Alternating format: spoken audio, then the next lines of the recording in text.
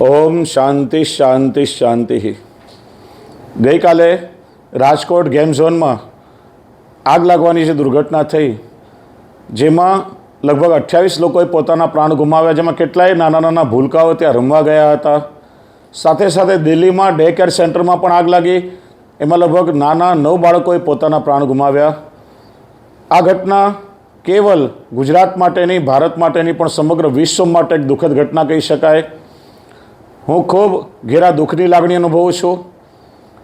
સમગ્ર વૈષ્ણવ સમાજ, વલ્ભાચાર્ય પ્રાગટ્ય પીઠ અને રાજકોટ ચંપારણ ધામ હવેલી, અમરેલી મોટી હવેલી, કાંદી હવેલી અને સાથે તમામ વૈષ્ણવ સમાજ વતી હું ખૂબ દિલગીરી વ્યક્ત કરું છું.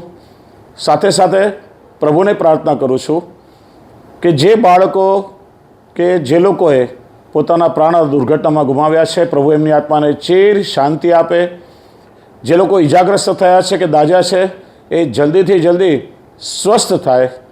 અને જે લોકોએ પોતાના સ્વજન ગુમાવ્યા છે, પ્રભુ એમને આ દુઃખ સહન કરવાની ક્ષમતા આપે, એમને ધૈર્ય આપે.